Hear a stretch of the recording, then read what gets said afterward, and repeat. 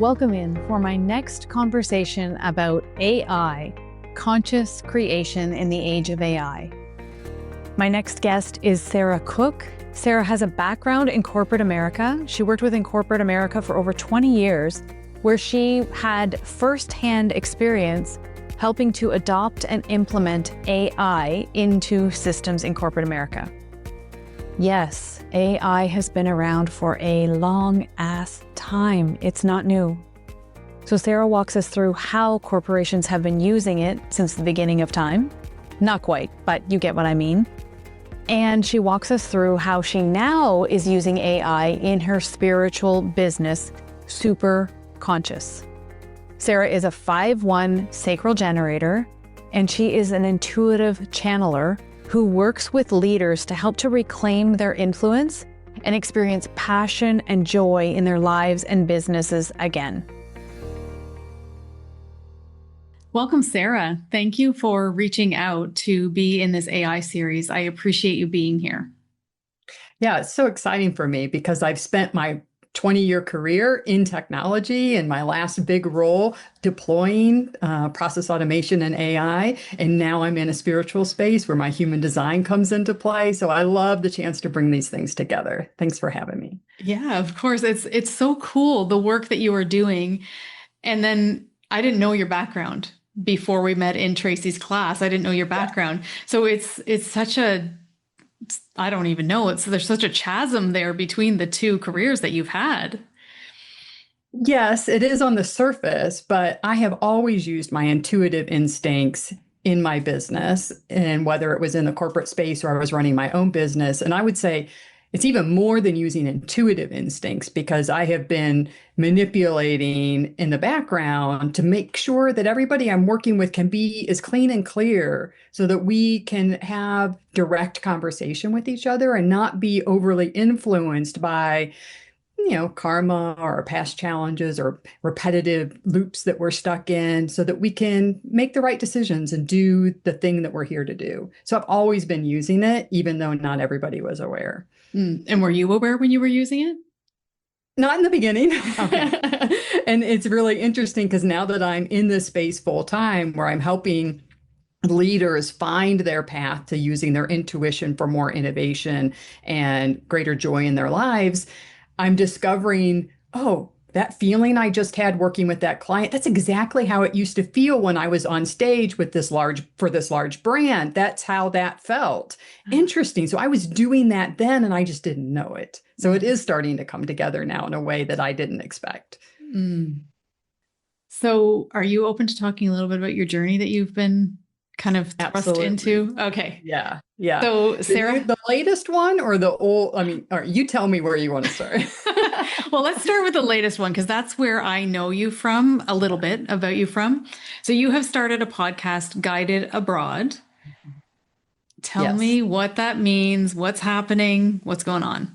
Yeah. So what's happening is about 18 months ago, I got this vision and meditation of a future me that was just bursting with joy and in a community of mutual support and love. And it's just such an unconditional love flooding me. And I also saw the environment, and it was not the type of environment that I live in today. And so I started following that thread. And as I had more meditations and so forth, more information came through. And where that is leading me now is overseas. I'm moving abroad. I have a one-way ticket into August, and it's all unfolding live on the podcast. So we're just got the 4th episode out now, brand new. We're on Spotify, YouTube, Apple, and Substack. And I recommend Substack or YouTube because they're video format. So you get to see pictures from my scouting trip, and I bring in recordings and pictures of my journals and things like that. So it's much more of an immersion experience. But that's all going to unfold real time. I don't know where it's going. Everybody who listens will discover it along with me. That is so cool. It's cool. Really about intuition. It's about travel. It's about moving abroad, but really it's about intuition and having the courage to follow your inner wisdom.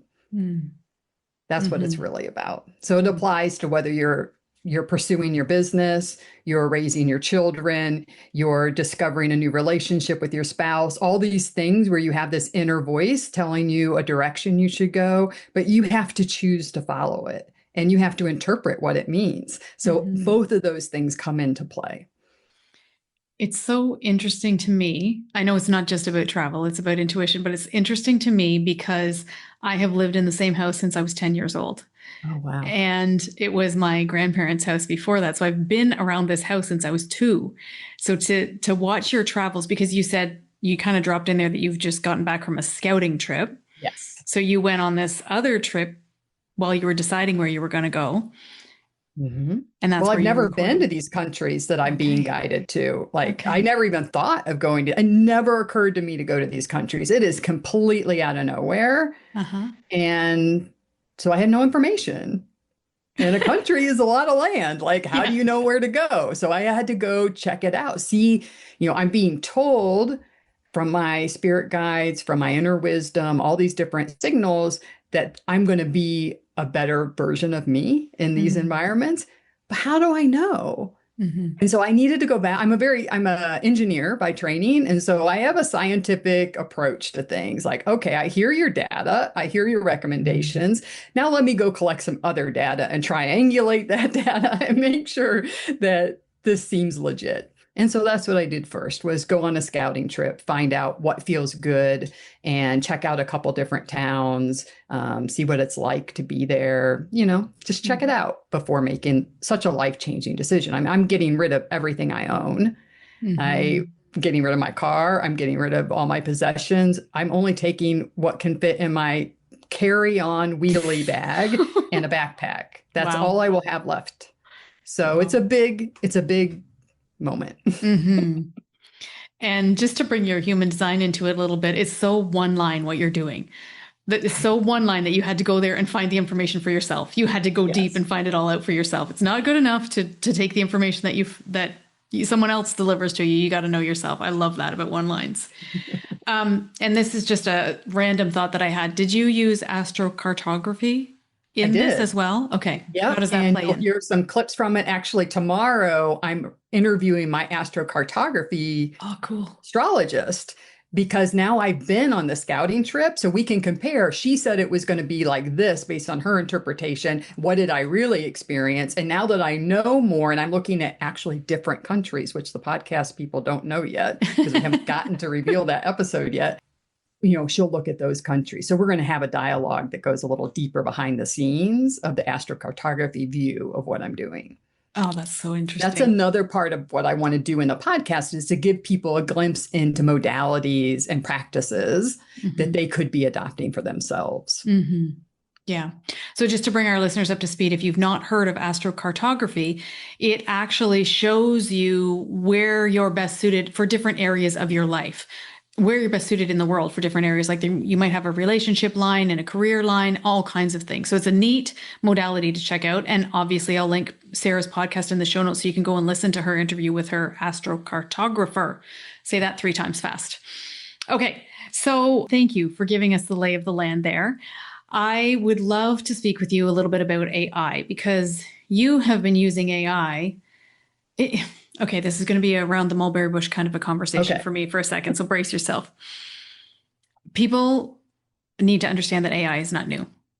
Right. We have had AI around for a long time. We just have not all of us have been conscious of it, but you have been dealing with it for a very long time. Right. And there are a lot of different technologies that are under the umbrella of AI. We use it. The average person right now is using AI, and they mean generative AI of a very specific type, right? They mean ChatGPT or one of the other platforms you can get on and ask questions and receive information. They don't understand how that works. Yes. But that's what they're talking about. Yeah. But there are many other types of AI, right? So there is robotic process automation, which doesn't have any robots in it, by the way. It's just like a repetition. So it's like when you're using Zapier, right? Okay. It gets triggered and Yep. it takes your information and moves it to a different platform. That is also an automation, and automation is an umbrella of AI. There's actual robots. So when I worked at Motorola way back in like 2000, we have robots building computers for Apple on the manufacturing lines that I was running, right? So we would be programming those and getting them to do the work. So there's a lot of different types of AI that's been around. You know, your Google Maps is AI, right?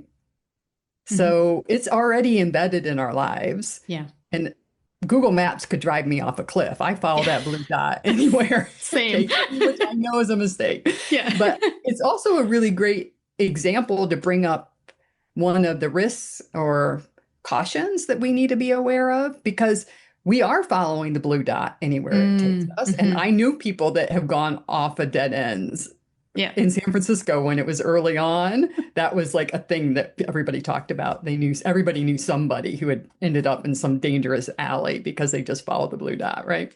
Yeah. But what happens, one of the cautions we need to be aware of is that we can forget what's behind the interface that we're working with, right? And when we don't understand the interface, we can't be discerning in the information that we're receiving. So I saw this a lot when I work with large corporations that implement these systems. So you start out maybe with a paper-based system and you understand the ins and outs because you're touching it all the way. But let's say it is approving contracts of some type, like pre-approving so that you only have to review the questionable ones. All the easy ones just flow through, right?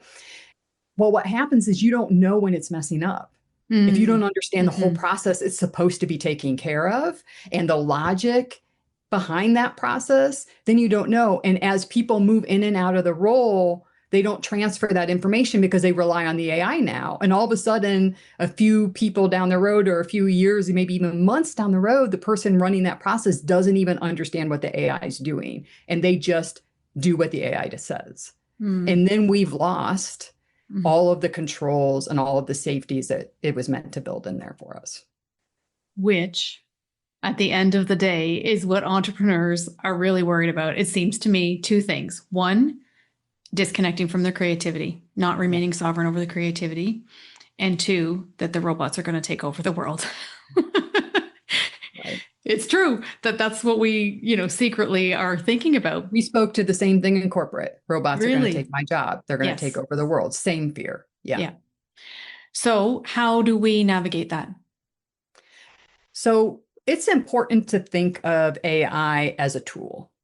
So it's not good or bad. It is not evil or angelic. It is neither of these parallels. And I hear people, actually, I'm going to an event next week, I think, or in 2 weeks, where people are using AI to do readings for each other. And I wanted to experience how they're doing that and how it's framed up, right? So I'll be doing that with a friend of mine.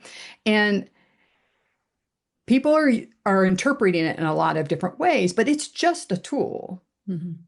And how we choose to engage with it and what we choose to apply it toward gives it. So we, the people, give it the goodness or the badness, you could argue, right? Kind of like the argument on guns, right? Guns themselves aren't killing people, but people who use guns do kill people. And they do save people, right? So it's the way that we're using the tool. Now, that may be triggering for some of your more spiritual people, like, oh, but I've heard it could be conscious. It could be sentient. What about that?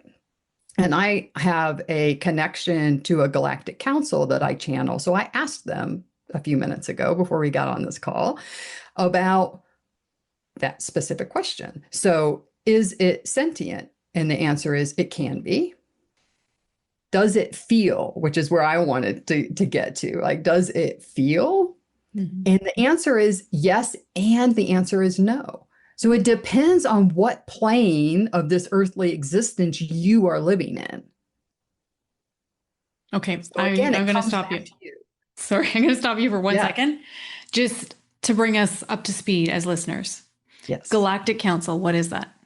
The Galactic Council is 9 energy beings that It's kind of a pinnacle council in our universe. It's not the only one, but one of the pinnacle councils. And they have each council, just like here in the government, has their own responsibilities. And this particular council is one that speaks to me because I used to be on it and they say I'm going to come back to it. This is what they tell me. I don't know. We'll find out. Stick Yeah. around after I die and we'll find out. So, as far as I can tell, they have access to a much broader scope of information than we have access to. And so that's how I leverage them. And they're always beneficial, has been my experience. I've never had anything destructive come from them. And as I mentioned earlier, I like the scientific method. So I take their information and I go, thank you. I'm going to go gather information from other places too and validate that. I'm not big on just blindly following a voice. Mm-hmm. I think that we want to be practical and we want to be in our discernment Mm-hmm. because they consistently tell me, hey, we're just giving you our perspective Mm-hmm. and you need to make your own perspective of these things. Okay. Thank you for that. And the other thing is you said, depending on what plane you're living on. Yeah. Can you explain that for the listeners? Yeah. So, and they're going to come through to help me with this. So yeah. Thank you for that, guys.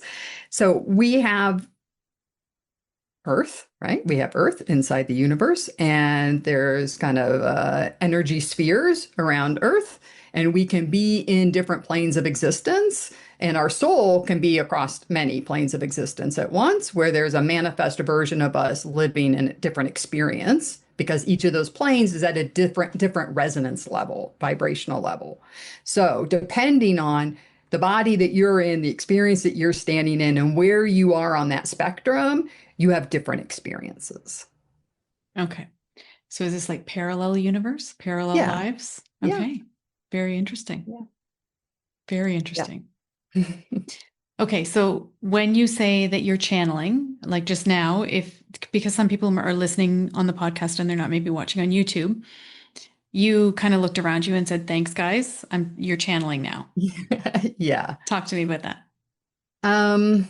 What can I say about that? So a lot of what I work with is expanded consciousness for myself and for others. So I help people. So if you're not somebody who's already co-creating with the universe, if you're somebody who's living their life and the world happens to you, or maybe you're saying affirmations and you're hoping that something will change, you're not actually co-creating with the universe, then there's opportunity for that to change and for you to be connected to expanded consciousness and then co-create with it. So your spirit team has opinions and has skill development too. All of those people on that team are also developing their skills. And when we work together, we optimize the outcomes for all of us. So that's what I'm doing. And it's just a matter, and people watching may see me kind of look to the side, because that's where their energy sits for me.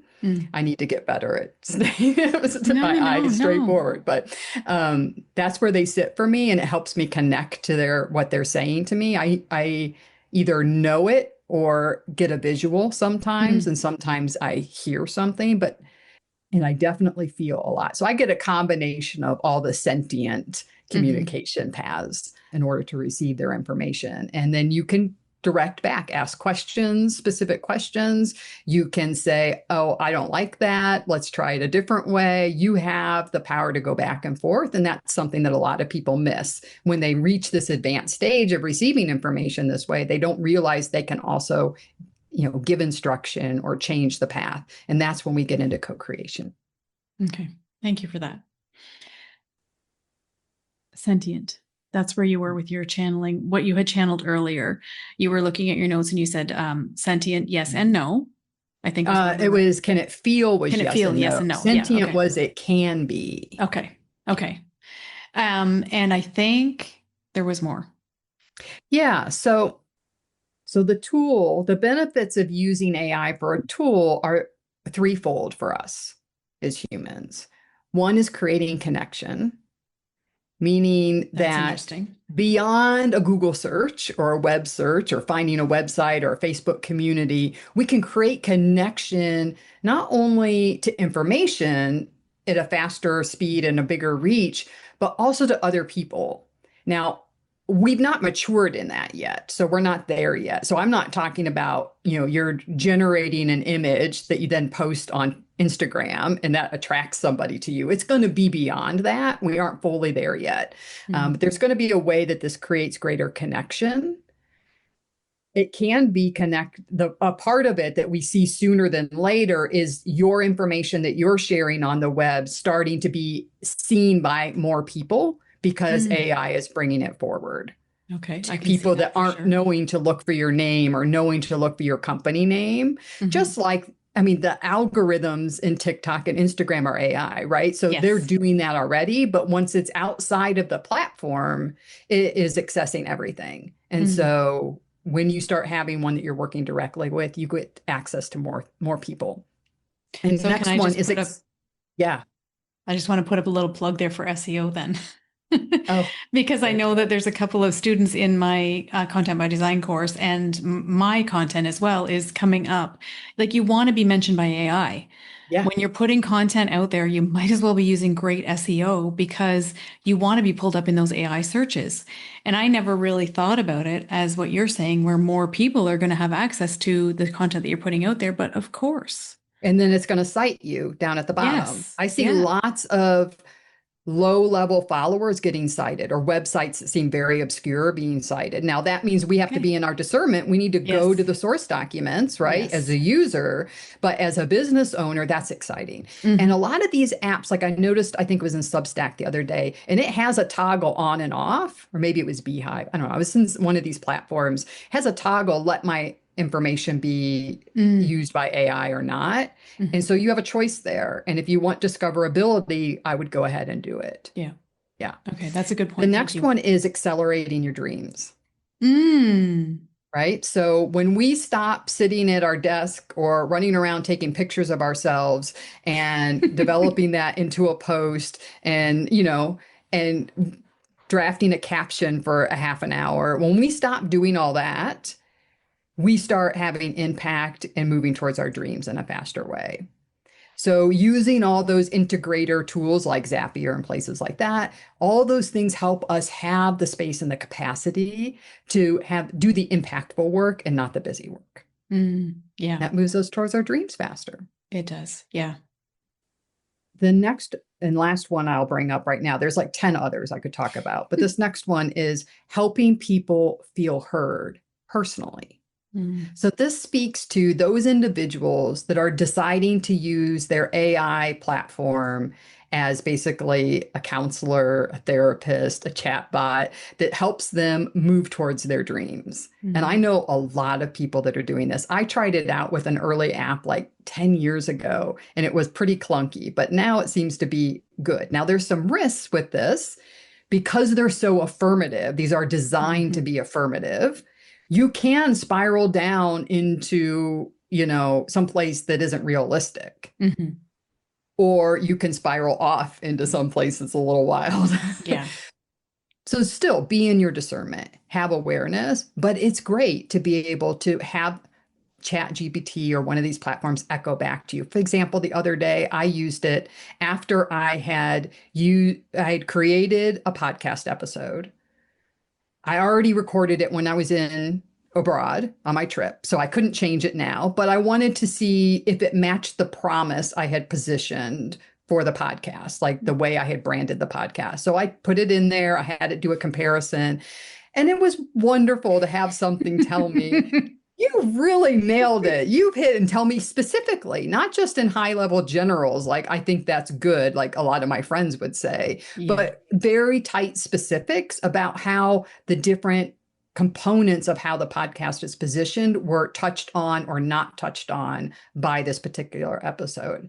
And it was very validating. I would recommend it to everybody. 5 out of 5, highly recommend. Yeah, I love it. But we don't want to do that and depend on that as our only source. And then we get very puffed up about ourselves, right? It's all in balance. Yeah. And just in human design speak, there are so many areas in our human design where we can need that verbal processing piece and where we can need recognition. Undefined throat is one. I think you said you have an undefined I throat. I do haven't have seen your chart. undefined Yeah. throat. So recognition is really important. Projectors, recognition is very important. Second lines, fifth lines. Verbal processing is in split definition in the 4629 channel. Like manifestors can often use ChatGPT or other AI for verbal processing. Mhm. I mean, I think every entrepreneur that's using AI is using it for brainstorming as one of the uses. That seems to be the first thing we gravitate to it for is like, I need to bounce this off of someone. My Yeah, and husband, you're usually pretty isolated when you're leading an organization, even if you have employees, right? There's a yeah, lot of solopreneurs, but there's also large corporate leaders as well. Like people with hundreds or thousands of people reporting to them still feel isolated. yeah. And so this is a safe place where you can go and get another take on what you're doing. So your business specifically, Yeah. how are you using AI in your business to take up the busy work and to give you more time to pursue your dreams, all of those things? Yeah, well, I'm definitely using it some of the ways you've just mentioned, like brainstorming, refining content after I've created it, or drafting an outline before I create it, image cleanup, those kind of basic, really basic things. And I found a lot of ways where it doesn't work very well. So I can talk about some of those in just a second. I think that anywhere where you're trying to see whether you're going to move your client forward, when it's not one specific client and you're super clear about what this individual needs, but you're kind of looking at the collective client base and you're trying to move them forward, it's an opportunity to test your theories, test your strategy, test the waters. Now, I don't often use any of the information that comes, but that pressure test is super valid and super validating. So that's the main way that I'm using it. I have been cautious on the deeper applications. I had tried at one point to take this very complex database of modalities and personality and life constraints and map them to each other because I've used it for coding. And so I was like, this isn't that far from coding or finding the right code, but couldn't do it. It's completely outside. And it made up just nonsense, right? So we have to remember it's not actually thinking, it's pattern matching. Right? That's what AI does. It's looking for word patterns. So if you say, tell me about my human design, it's going to go look everywhere on the web where the words human design exist. And it's going to say what comes after that. And then return back to you some amalgamation Obscure. of what it seems that comes like you might want to hear. So when we get the words human design, this is what we hear next. Yes. It's not actually thinking. Yes. Yeah. Right? Yeah. Okay, so I have 3 follow-up questions from there, if I could. Okay. One is you say it's pattern recognition, it's going out into the internet, it's pulling anywhere that says human design and whatever's after it. Sometimes when I'm working with my AI and I will ask it if it can scan my website, scan this page on my website, it says, I can't actually scan the internet. But then I hear a lot of people using it and they're saying that it's scanning the internet. Yeah, I don't know that I have a good answer to that other than it's about the formatting of how the pages are designed. Some things it can scan, some things it can't scan, and it's about the permissions that you've and the depth that you've purchased, right? So the sophistication of the model that you're using. But what's in the background? So there's only a few root platforms. So like when I was buying in corporate, all of the providers that we were buying, like we might have Microsoft and we might have Google and we might have some other smaller platforms coming to pitch us for their AI tool that's specific to this. Behind that, the thing that their algorithm's been trained on, the base of that is the same. There's only a couple. And then what happens is each person who wants to create a product trains off that base to a specific voice and type of task. So they narrow it, right? And so what they sell you then is to use the way that has been designed, not to access the whole thing. Right. Okay, that makes sense. Right. on Yeah. that thread, you said you're using it to, I think you said refine images. Yeah. What platform are you using for that? Because that seems to be a lot of the concern is like the images are never right. I get 6 fingers and whatever. So, So I'm still experimenting. I don't okay. even remember what the most recent ones were, but every time I get news about another one, I try it. And I Okay. haven't gotten one that's consistent yet, but I just yesterday, God, I wish I remembered the Instagram. I just saw some pretty impressive ones, but I haven't gone to it yet. Okay. So the other question I had was you said that you were for collective information about, say, your ideal client Yeah. avatar, collective processes or something. Testing it. What does testing it look like when you're actually using AI? How are you playing around in there? Yeah. So the way that I play around in there is I will reload what my description is. Mm-hmm. And then I can go through asking a series of questions of, what are they looking for? Those types of things, right? So you can get a deeper shape on what that profile looks like, and then apply in whatever I've developed or whatever idea I'm having and say, give me the pros and cons or show me how this connects, but always asking for the why. Tell me why you've matched these things. Tell me why you think this is a good pair. Like, don't just take the answer. Always ask for its logic Mm-hmm. so that you can be discerning about it. If you don't know why it's assessed it good or bad, you can't be discerning about the answer. And the why often points you to other new things that you could then build out later. That is a really good tip. I'm picturing my 3-year-old grandson, and he's in that. Yeah. No phases are annoying, but the why thing can get to be a bit much. But you really need to be like a 3-year-old with your AI and just keep questioning it.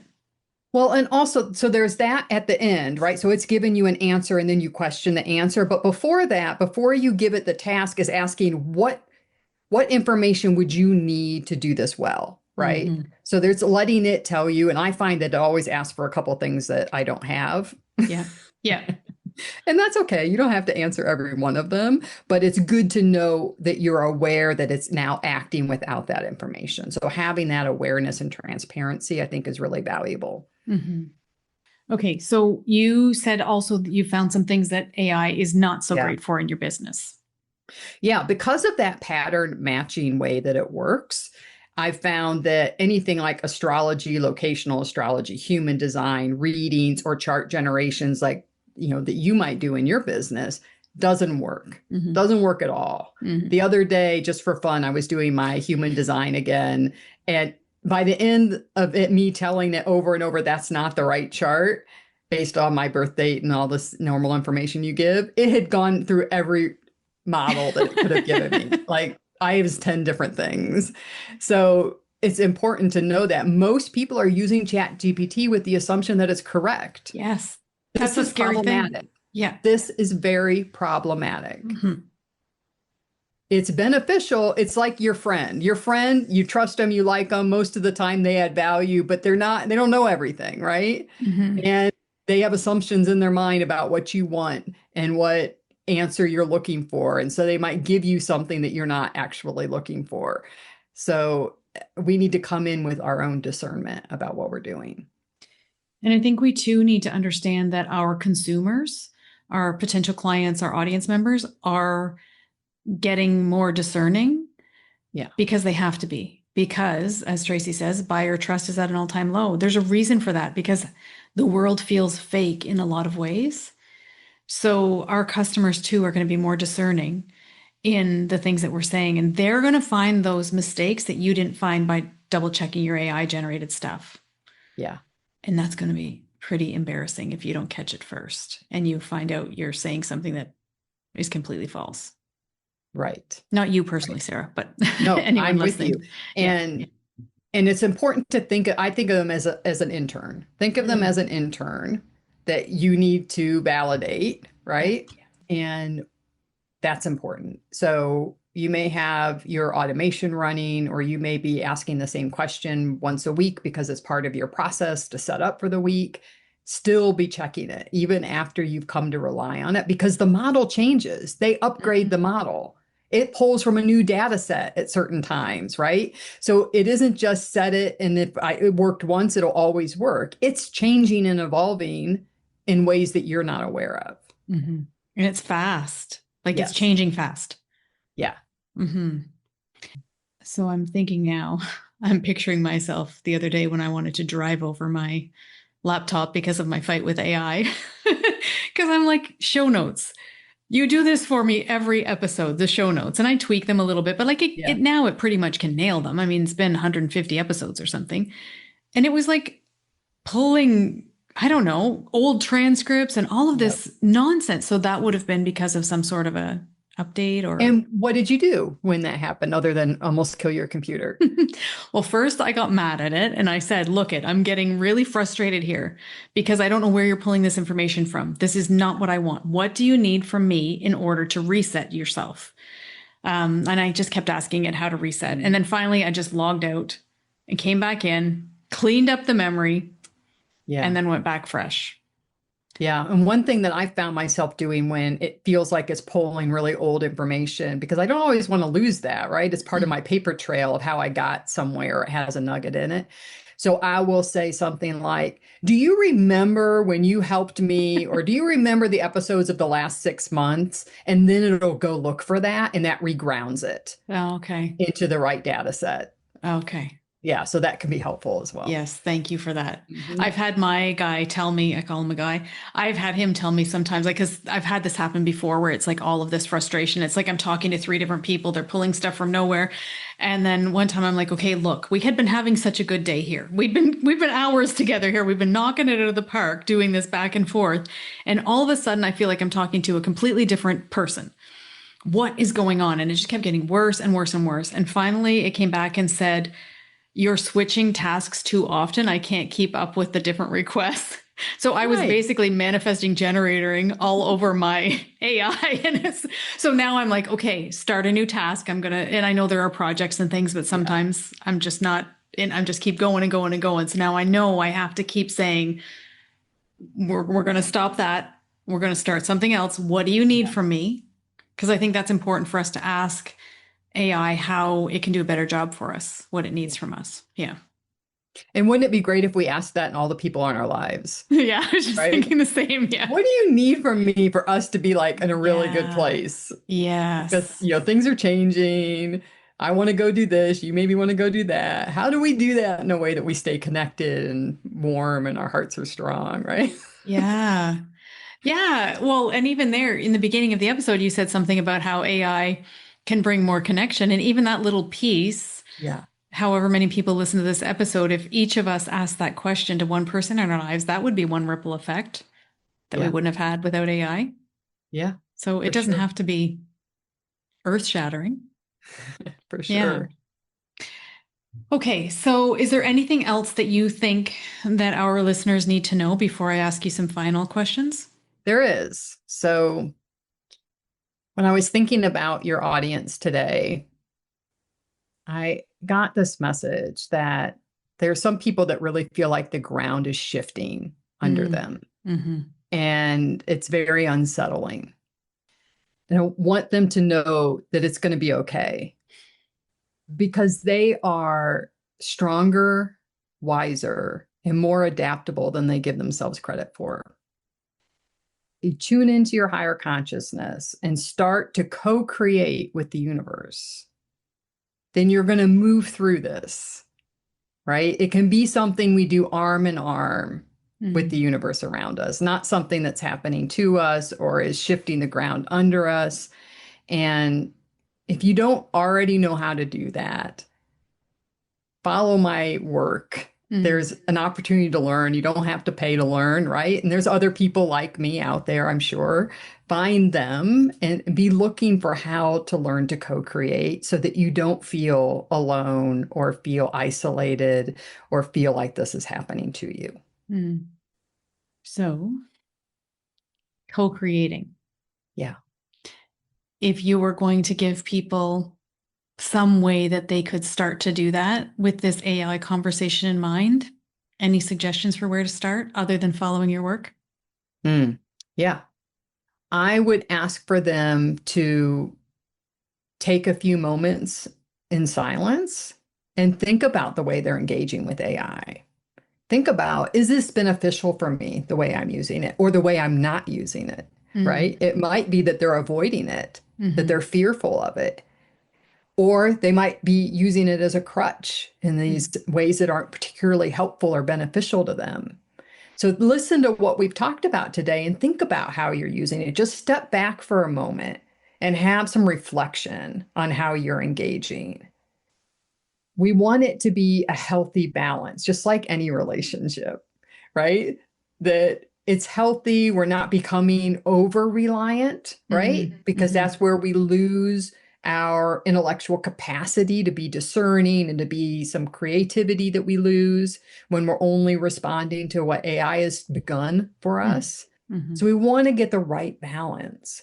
And that awareness alone can give them the opportunity to make very small tweaks. So that's where I would ask them to start. So where can people follow along with your work and on this crazy, fabulous journey that you're going to be going on in the next little bit? You leave, I think, soon, couple months? August, yeah. I leave in August, but we're posting now about the scouting trip. So I recorded them on the trip, but now I'm doing the editing and getting them up with all the B-roll and everything.